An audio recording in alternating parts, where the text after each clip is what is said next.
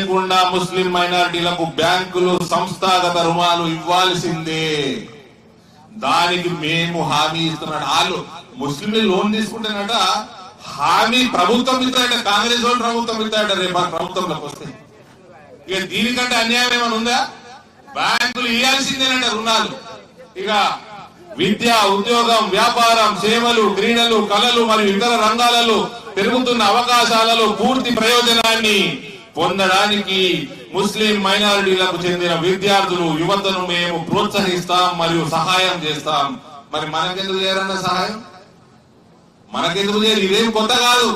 వాళ్ళ ప్రధానమంత్రి doctor Manmohan Singh 9 December 2006 నాడు ఆయన మాట్లాడిన మాటలు మైనారిటీలు మరీ ముఖ్యంగా ముస్లింలు ఖచ్చితంగా సాధికారతను పొందడానికి ఎట్టి పరిస్థితులలోనూ మనం వినూత్న ప్రయాణాలు సిద్ధం చేయాలి. అభివృద్ధి ఫలాలు ముస్లింలకు సమానంగా పంచబడాలి. మన వనరులు అన్నింటిపైన అందరికన్నా ముందు ముస్లింలకి మొదటి హక్కు దక్కాలి. వినూత్న ప్రణాళికలు సిద్ధం చేస్తారట. మన ఎన్ఆర్ఐల కోసం ఎన్నడూ ప్రణాళిక సిద్ధం చేయలే. మరి కాంగ్రెస్ వాడు ఇన్నేళ్ళు పాలించిండు. వాళ్ళే కరెక్ట్ పాలించుంటే ఇలా లక్షలాది మంది ఎన్ఆర్ఐ సోదరులు గల్ఫ్లలో ఉండరు కదా. ఇప్పుడు అందుకనే చెప్తా ఉన్నా, ఇది ఈ సమయం శ్రీరాముల వారు అయోధ్యకు వచ్చిన సమయం.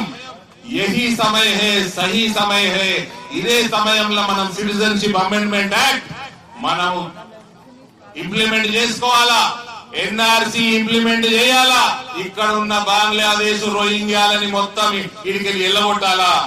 అదే రకంగా పాపులేషన్ కంట్రోల్ చేసుకోవాలా. అదే రకంగా యూనిఫామ్ సివిల్ కోడ్ తీసుకొచ్చి మన అందరు హిందువుల భవిష్యత్తును కాపాడుకోవాల్సిన బాధ్యత మనందరూ. శ్రీరాములు వారు ఇక్కడికి వచ్చిన సమయం ఇది. ఇదే సమయం, యహీ సమయ హే, సహీ సమయ హే. మన జీవితంలో అతిపెద్ద, అతి ముఖ్యమైన ఎన్నిక ఇది. మన కాంగ్రెస్ అభ్యర్థి ఏం తక్క కాదు. మొన్న టోపీలు పెట్టిండు, రోడ్ ఎక్కిండు.